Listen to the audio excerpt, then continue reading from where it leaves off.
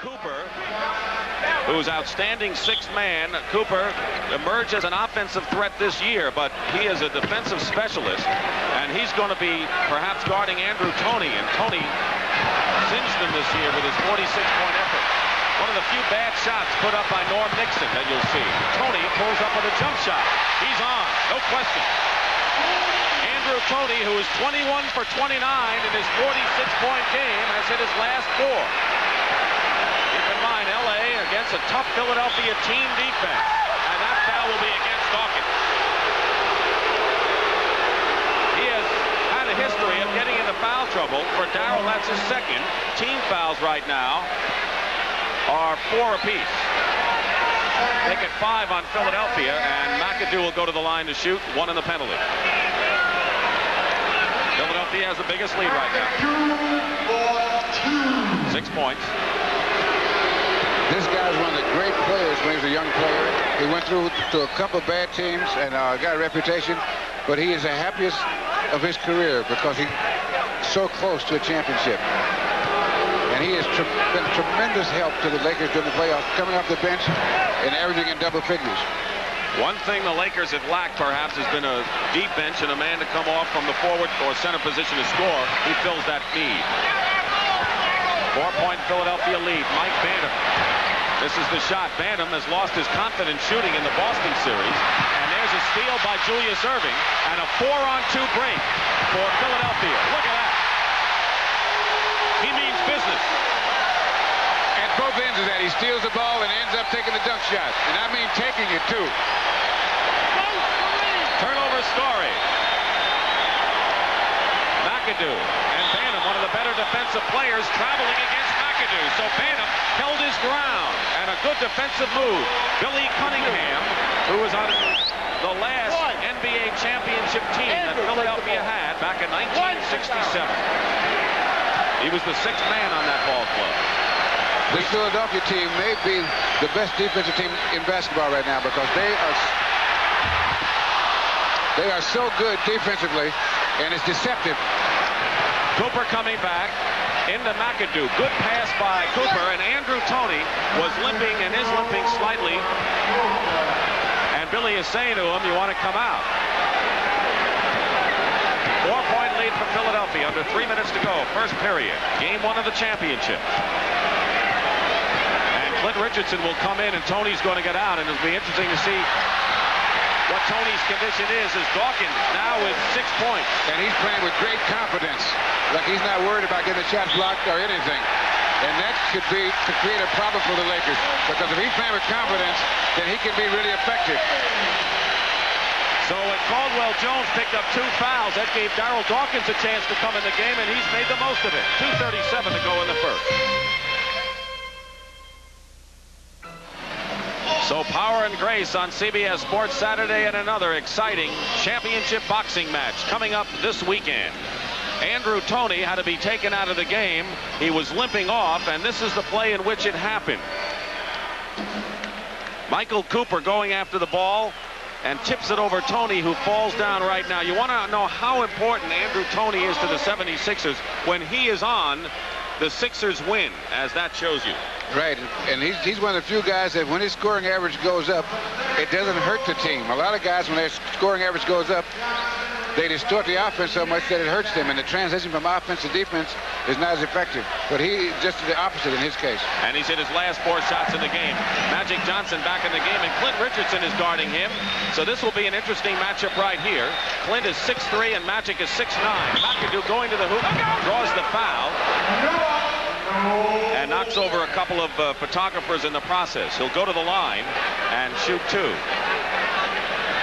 The matchups are so important, but I think it's important also to bring out, Bill, that the way these teams are constituted, they can switch very easily and move forward to guard forward, and switch around without really hurting the cause.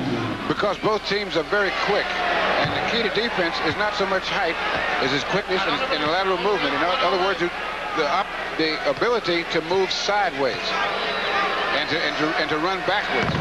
Those are very important assets to have. Both these teams have that asset in great abundance. Bantam picked up that personal foul. It was his first, and now you see Los Angeles picking up the Laker guards a little earlier, and now using the trap, and mostly it's Magic Johnson who's doing it. He's on Julius right now, draws a crowd, and gets it to Dawkins, and they have, let's see, a jump ball. Jump ball. With Michael Cooper and Daryl Dawkins. Now here's Daryl Dawkins. The pass by Julius, a great pass, and Cooper blocks the ball on the way up. Cooper can jump, by the way. He's 6'7", knocks the ball out of bounds, and it's going to be Los Angeles ball.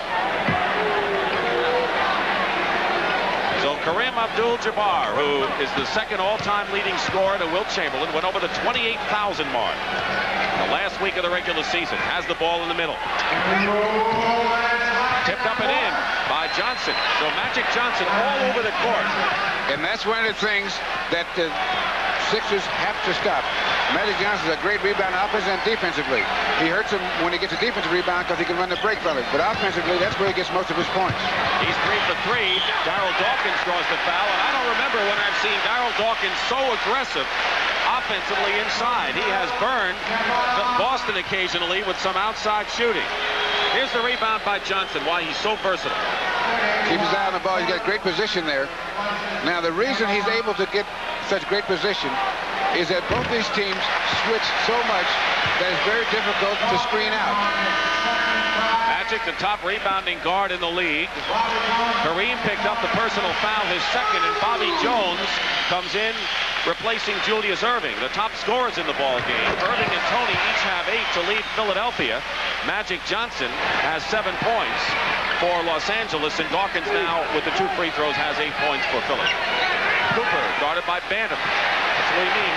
Constant switches. Rambis is left open, and we're going to have a 3-second violation called for against Los Angeles, and on the bench getting a breather with 2 fouls, Kareem Abdul-Jabbar, who celebrated his 35th birthday.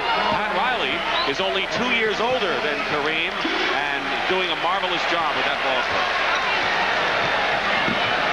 1:20 to go, first period. 76ers lead by 4. Bantam gets the offensive rebound and comes up with it. So Philadelphia. That's a good way to get your confidence. You know, when you're shooting bad, get one in close. Rambis against Dawkins. They'd like him to pick up a couple of fouls, and Kurt gets his 6th point of the ball game, and that's more than he has averaged for the season and the playoffs. Andrew Toney on a switch. Wilkes picks him up. And McAdoo tears the ball away from Bobby Jones and then travels with it. It'll be Philadelphia ball. Yeah, he and Magic both went after that so hard that when he came down, he lost his footing. Lakers have turned the ball over 8 times. They have been the kind of a team that turns over the ball a good deal. Norm Nixon, who's had his greatest year. So Nixon and Cheeks, the matchup that we've been talking about, and the 2 number 10s, although Maurice is on the bench right now, both have had their bannered campaigns this season. Both teams are over the limit in the fouls, and Clint Richardson will trigger it in. And both these teams do a lot of stunning defensively, and the idea is to stop it as much as you can, but to show different looks so that the offense has to think. And what you're trying to do is disrupt their timing more than anything. They have 12 seconds on the 24-second clock. That's how much time in the period. Dawkins pitches outside, and Rambis gets the rebound, and then Philadelphia is going to be called Clint Richardson with a loose ball foul.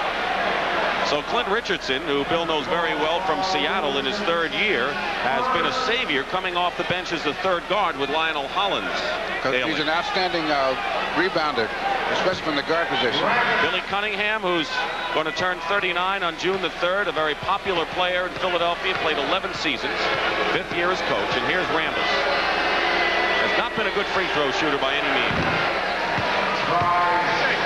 Well, he's off to a good start in his first championship series. He shot 50%, which is not good from the line during the regular season. But during the playoffs, a different story by far. So Kurt calmly makes 2, and that brings the Lakers to within 2 points with that much time remaining. Los Angeles is 8 for 8 from the free throw line. There's the trap on Tony. Bobby Jones, guarded by Cooper. They get the ball inside to Mike Bantam, who misses. McAdoo saves it. 15 seconds. The Lakers will try to tie it up here before the end of that first period. Nixon checks the clock. You can see it.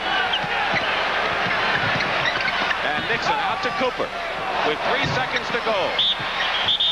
And the clock has run out, and that is the end of the first period. So the first period is history in the NBA Championship Series with the Sixers of Philadelphia leading the Lakers 32-30. And the NBA on CBS will continue after this word from your local station.